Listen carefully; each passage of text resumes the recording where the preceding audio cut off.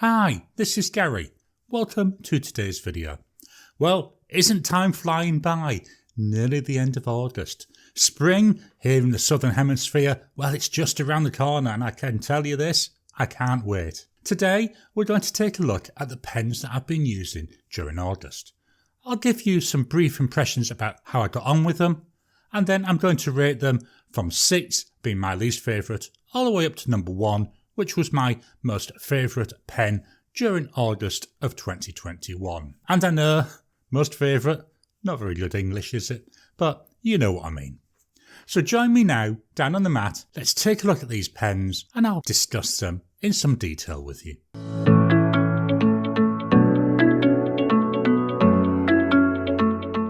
So here we are down on the mat, it's time to jump in and to start rating these pens. So at position number 6 this month, it goes to this. This is the Fremantle Markets handmade pen. I'm just going to move the paper up a bit, there we go, now we can see the entry on the sheet. Now I do love the colour of this pen, I think its looks are really nice. I mean, I'm just going to slowly spin this round here.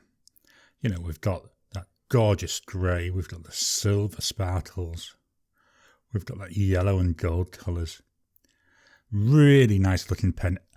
And to be honest, it's not overly bad when I'm writing with it. If I post it there, you know, it sits quite nicely in my hand. Not overly long, not overly heavy. Unposted, for me, a little bit on the short side, but it's still nice. So why has this come in at position number 6? Well, let me fetch in my Tommy River paper. Here we go.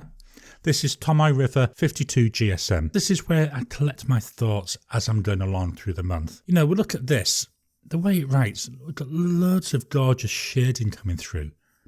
But this ink, it's got a gold shimmer to it, and I don't see any of that coming out no matter what paper that I'm writing on. Doesn't look too bad on here, but when I was writing on my other notepads, and that could be the Optic paper, Rhodia, Clairefontaine, cheap ones I got from Kmart, I get a lot of hard starts and I get a lot of skipping. I did try smoothing the nib a bit because I thought, well, it could be to do with baby's bottom, something like that. Didn't make any difference, I was still getting that. The other thing I was getting, again, unfortunately doesn't show up on here, is when I was writing on my down lines, so like on an L, you know, here, on the T's and the H's, where I was going down, I would actually see that it's railroading. So I think the issue here is with the nib. I did also have some ink flow issues. So if I left it a couple of days, if I went back to start using it again, well, I ended up having to prime the feed because it just would not write at all, no matter what I did. I think what I need to do to really help with a lot of this is I need to strip this pen down completely and give it a really good cleaning. And hopefully that will solve it for future videos. When I take this all into account, of the pens that I was using this month, this definitely was the least favourable of the experiences. So all that means for this month, this comes in at position number 6. So at position number 5 this month, what do we have? We've got this here. This is a PenBBS 456. Again, it's another pen. I love the looks of it. Here we go. You know, let's look at that. Just slowly turn it around. So this is in the cloud pattern. You know, I think it's really nice. It's slightly translucent. It's empty at the moment, which is why we can't see. But if you've got a dark in there, when you're doing this, you can really see it sloshing around. It's a vacuum filler. Again, one of the issues I've had with this is I've struggled with the vacuum plunger. Now, what I find, I'm going to actually show you. I'm going to take the section off. It takes a few turns. So here's the inside. I don't know if we can get this positioned on the camera. There we go. So inside we've got this metal rod, and what you do is you unscrew the top, and as you pull it down, that rod goes down, and when you push it down, it creates, or it should create, a vacuum, and then when it gets near the bottom, it widens out and it sucks the ink up. This has never worked for me. I've really struggled with this, so I actually took off the rubber seal that was using to create the vacuum. So I no longer use this as a vacuum filler, I use it as an eyedropper, which is fine. I was quite happy with that decision. But the issue I'm getting, you can still see at the bottom there of that steel, that's quite wide. And what I was finding is when the rod's down, even though this valve might be open, it was still blocking the flow of ink coming through. So I would write half a page and then the ink would run out. So I'm going to have to strip this down completely and look at this bar and see if I can do anything about that bottom of there just to really get rid of it. Obviously, I can't take the bar out completely because that means that then ink would be able to come out here. I suppose I could maybe put some super glue or something in there to seal it, but I don't like that idea. So this is a pen I'm going to have to strip down. And it's such a shame because as a writer, I've really enjoyed it. Let me just pop this back together. Then I'll fetch in the Torquay River paper. There's loads of threads on this, and all I've done is I've just put a bit of silicone grease to make sure I don't get any leaking. So let me fetch in the Torquay River paper. Here we go. PenBBS 456 with that Robert Oster Torquay. Love the colour of this, really do. But even on here, you can see, starting off dark, but as I go down the page, it's getting lighter and lighter. Now, at the bottom here, I said I forgot to open the valve. It wasn't. I needed to manipulate it. So when I've actually been writing with this, I've been pulling that valve at the top. Let me show you. I've been pulling this all the way up like that and having to write with it like that. So clumsy. But that's the only way I could seem to get that constant ink flow. Which is such a shame because, again, it's a nice looking pen. It feels nice in the hand. It just lets me down on this writing. So for that reason, I've had to mark it down, which means it comes in today at position number 5. Let me just move this up. There we go. So you can see I do put it in the right box, unlike last month where I was putting all my numbers in the wrong boxes. So position 5, PenBBS 456 and Robert Oster Torquay. Just move the paper down. We can actually see the remaining 4 then all together. So position number 4. This is where it started getting hard now to try and pick between them. I've decided to go for this, which is the TWSBI 580 Diamond with a broad nib and that glorious Diamine Autumn Oak ink. I love the pen. I love the TWSBI 580. Not quite my favourite TWSBI, but I still really like it. It's got this gorgeous broad nib. Nice pen where it's easy to change the nibs as well, which is really good. It's a demonstrator. There, we can still see there's some of that Diamine Autumn Oak ink left in there. One of the beauties about these TWSBIs, they take so much ink and they just last and last and last. It's a good workhorse pen, but it's not an outstanding pen. You know, it looks nice, it feels nice, it writes nice, but it's not something that you're going to go, wow, look at that. It does what it says in the box, it writes, and it writes well. So let me fetch in the Torquay River paper. Here we go. So the TWSBI 580, I love it. Look at this colour, it's gorgeous. It's got that nice, I would say tending more a little towards a golden brown rather than a deep brown. Lovely shading coming through. I don't know if we can see down here. You know, as I said, it's the first time I've used this ink, but look at the shading coming through. Really nice. It's really nicer than I was expecting. But again, it doesn't shout out to me. It doesn't say, Gary, use this ink. I mean, it's a nice ink and I will use it again in other pens. I may even use it again in this pen, but it's not one of those inks that just jumps out, grabs you and says, write with me. Still nice enough though. So again, I've got to think about that when I'm doing my ratings. Which means for this month, at position number 4, is this TWSBI Diamond 580.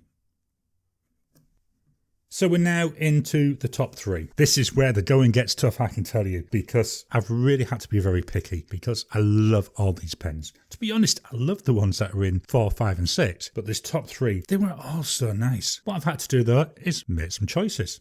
So position number 3, I've decided we'll go to the PenBBS 487. Now, I will be honest with you, this is one of my favourite pens. I'm just going to again, look at them colours. Yes, we've got the dark blue here of the ink, which was Diamine Oxford Blue. This pen, ink just lasts and lasts and lasts. Normally on one fill of this, even using it virtually every day, I can get between 2 and 3 months of use from one fill. Just seems to go on and on and on. You know, it's got a fine nib and it's a PenBBS nib, but it's such a nice writer. Up till this month, I've only ever had Colourverse Supernova in this pen, but I thought for a change I was going to use Diamine Oxford Blue. And I really like it. I like the pen. If I was going to make a complaint about the ink, for me it is just slightly too dark. It's still nice, I still enjoy using it, but I find on cheaper papers it just looks virtually black. So that's one of the issues, one of the things I've got to pull it up on. It's a lovely writer. It's really nice. There's not a lot of character in the writing, but it's a fine nib, and I don't really think that the ink is a very good shading ink anyway, but I still like it. I still like to write with it. It was nice and smooth, but it was a fine, and my personal choice is I've been moving away from fine pens. It's still lovely to write with, and it's one of those pens that I've always got inked up and put onto one side so I can quickly grab it if I need it. So let me fetch in the Tomoe River paper. Here we go. And this is what I was saying, there's very little in the way of shading in this. It's nice. I mean, it's a really nice blue. Bit too dark. I've called that out in the first line. I have tried this on a cream paper, and to be honest, I think on a cream paper, it does look quite nice. I've always enjoyed using this. And again, calling out, I do prefer the Colourverse Supernova, but that's because it's that paler blue. So I think the darkness of the blue in this pen, well, that's what was causing me not to like it as much. Still really nice. A nice wet pen. Really nice for taking long form notes as well. The ink tends to dry in about a minute. So although I can't be instantly flipping over a page, there's enough drying time in there to allow me to carry on multiple pages without really losing track of where I'm going on my thoughts. But we've got to give it a rating, so that's why for this month this comes in at position number 3. Position number 2 goes to the Moonman M800. This has got the fine Bock nib. Now remember, the Moonman M800 comes with 2 choices of nibs. You can either have the Moonman nib, which is fine, or you can have the Bock nib, which again is fine. This one I went with the Bock. I do have the Moonman nib as well. In here we put the Diamine Ochre. This pen ran out of ink in about 2 weeks. Rather than refill it, I then actually switched to this one here. This is a Moonman M800. You may recognise it from the amber one. Obviously it's in purple, but it also has that fine Bock nib. So I thought, yeah, it's slightly cheating because it is a different pen, but it's the same type of pen with the same type of nib. So I thought, well, I'll get away with that. Now, I forgot to write down the name of the ink in that ink colour, but it was Diamine Monboddos hat. Now, hopefully I've spelled that right because I'm forever switching my B's and my D's in the name of this ink. But it's a really nice purple, as we'll see in a second. I enjoy this pen. Similar to the 487, it's one of my favourite pens, and it's the pen that got me into Leonardo's. So that was partly why I actually bought the M800, because I'd seen the Leonardo's and I loved the look, but I was really humming and hawing how would it feel in the hand. The M800s, let me actually check that, because they're more or less a copy of a Leonardo Momento Zero. So let's bring in the Tomoe River paper. Here we go with the Diamine Ochre. Really nice, some nice shading coming through. It's a bit of a fine line. This is one of the things which I don't like about it. It's only available in that fine nib. And yes, I know I can change the nib. It's a number 6 nib. It's easy enough to change. But for what I was trying to do here, I've left it as is. Look at the shading coming through. This really nice, this Diamine Ochre. Really nice shading ink in this pen. Tried it on different papers. I try all my pens on different papers. I've not had an issue with any paper, be it the Clairefontaine, the Rhodia, the Optic, the Tomoe River, or the cheaper notepads that I use. It just performs and writes really well. Just going to flip the page. There we go. So this is that purple one with the again, I've got it either right or wrong here. It's either Monboddos or Monboddos. I really struggle with it. So if I ever use this ink, you might find these names get used interchangeably. Beautiful though, lovely purple ink. Again, we're getting some character coming through. We've got the lightness here, then we go straight into some dark colours, all without me pausing, so it just keeps going. I don't know if you can see on here. Let me just move this up a bit. I must have been in a funny mood that day. It's a shame that fountain pens don't have built-in spell correction, as my spelling is terrible today. I think we can maybe all sympathise with that in one way or another. But yeah, really nice. Absolutely love it. Just a little bit on the thin side because it's got that fine nib. So that means I've had to really mark it down because of that. So this comes in at position number 2. That means by default we can see what the winner is.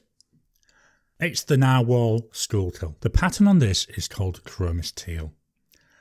Again, it's another one. I love the looks of it. Just going to turn that around. We've got browns in there. We've got some silver. We've got blues or turquoise. Really nice. It's got a lovely, nice nib on there. It's a medium nib. I would like to be able to get this in a broad, but unfortunately I can't. Fits really nice in the hand. It does post, but it posts onto the filling mechanism, which is a piston filler. So I never actually use this poster because I can just see me going along, twisting this as I'm trying to take the lid off and end up with ink all over the place. I like that it's got the ink window down here. That means I can see how much ink is left in there. So I know if I'm going to have enough, if I'm really going to be doing a longer note writing session. Really nice. Really, it's not an overly heavy pen, but it's not an overly light pen either. I love the looks of this. I love the colour of it. I love the way it feels in the hand. I love the Diamine marine ink. It's got that little hint of green in there, especially when compared with the Oster Torquay. Unfortunately, I can't get both of them on the page at the same time. Let me just see. No, the Torquay, it's got that little bit more blue in it, whereas the marine got a bit more green. As you can see from my drying times, it's not an overly wet ink. Again, nicer for those longer note-taking sessions. I'll just fetch in the Tomoe River paper. Here we go. Again, just look at the colour of that ink. And I'm going to keep saying this time after time. Not a lot of shading that I can see in here, which is a bit of a shame. There is some, but not as much as with some of the other inks. So that's one of the things which does let it down a little bit, but not enough to affect the score. It's so smooth to write with. It's not like writing on glass. You know, you can feel it dragging a little bit on the paper, so we get this nice little bit of feedback coming through. The overall experience is just so nice. As a combination, I love the way that the pen fetches out the colour in the ink. Let me just fetch that over. And again, to be honest, the ink fetches out the colour of the pen. I had no hard starts when using this. I had no skipping, anything like that. At $89, it's getting towards the top of this price range, but I think it's worth it. If it was over $100, I don't know, I might not have bought it. But $89, it actually does seem just right. And I do have a couple of these now, which means though, it has to go in position number 1. I'm just going to clear this off. When I come back, we'll take a final look at each of the pens. So here we go. These are the pens in the order of ranking. At position number 6, we've got the Fremantle handmade pen. Number 5, PenBBS 456. Number 4, TWSBI Diamond 580. Number 3, PenBBS 487. Position 2, Moonman M800. This month's winner, position number 1, the Narwhal Schuylkill. I hope you've enjoyed today's video. What ranking would you have given these pens? What pens have you been using during August? What ranking would you give to them? I really enjoy doing this because it makes me think about how I'm using my pens and how I'm really getting the best out of them each time I use them. Please drop a comment down below. Let's kickstart this conversation. Let's talk about the pens that we're using. Please hit the thumbs up button. Every time you hit that thumbs up button, every time you comment, well, it just helps with the YouTube algorithm to service my videos to other people. If you haven't already, please subscribe to my channel so that you can get new videos as I release them. I'll talk to you again soon.